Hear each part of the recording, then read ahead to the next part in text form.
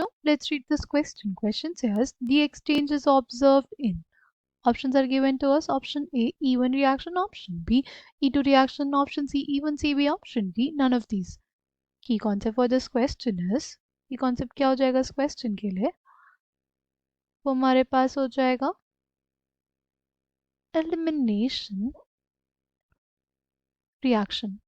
क्या हो जाएगा? elimination reaction.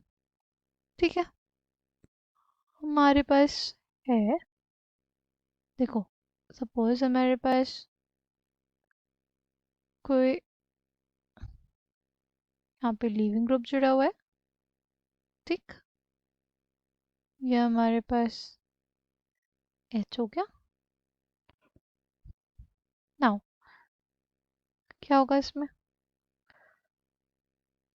सबसे पहले हम लोग डिस्कस करें E1 CB को, ठीक है. तो देखो हमारा जो बेस होगा, स्ट्रॉन्ग बेस लिया हमने, ये जो बेस होगा इस एसिडिक एच को अब्स्ट्रैक्ट करेगा, क्या बन जाएगा हमारे पास? इसमें ना हमारे पास बनता है एक कार्बन आयन. क्या बनता है हमारे पास?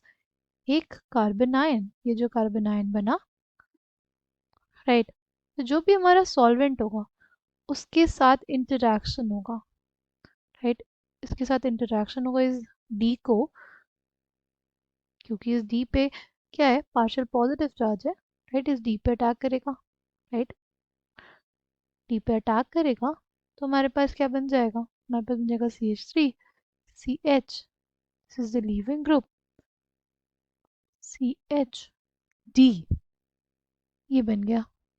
फिर क्या होगा? फिर हमारे पास ये जो एथॉक्साइड आयन जनरेट हुआ वो क्या करेगा? वो इस वाले H को एब्स्ट्रैक्ट कर लेगा, ठीक है,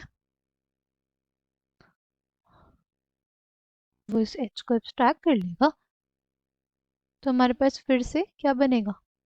एक कार्बन आयन. हमारे पास क्या बनेगा? एक कार्बन आयन, ठीक है.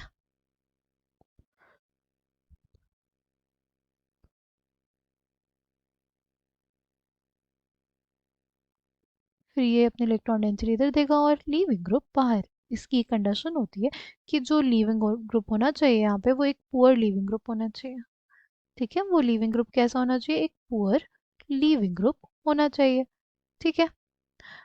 तो हमारे पास ड्यूटेरियम एक्सचेंज हमें किस में देखने को मिलेगा? E1 CB में.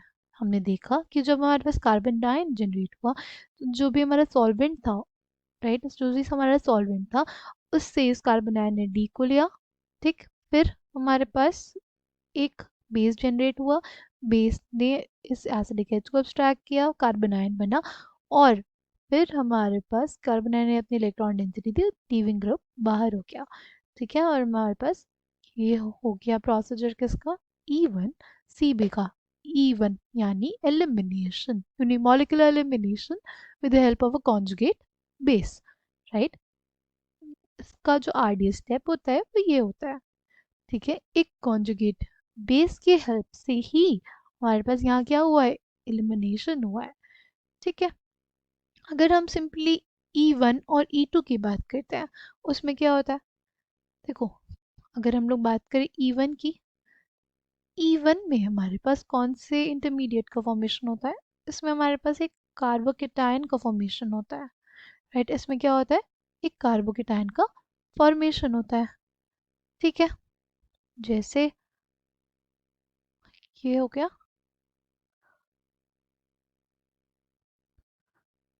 कार्बन हाइड्रोजन का बॉन्ड टूटा, राइट. यहाँ पे इसमें क्या होता है? कार्बन हाइड्रोजन का बॉन्ड टूटता है, फर्स्ट स्टेप में कार्बन हाइड्रोजन का बॉन्ड टूटता है, फॉर्मेशन होता है एक कार्बोकेटायन का. फिर ये जो कार्बोकेटायन है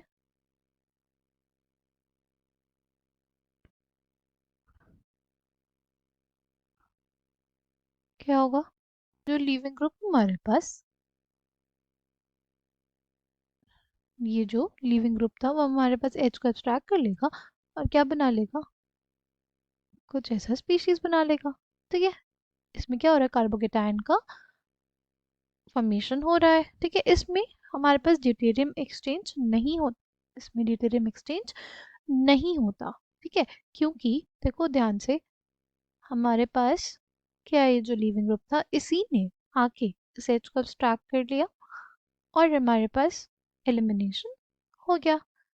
E2 में क्या होता है, E2 में तो सिंगल स्टेप में हो जाता है। E2 में हमारे पास कोई इंटरमीडिएट नहीं बनता, वो एक सिंगल स्टेप रिएक्शन होती है।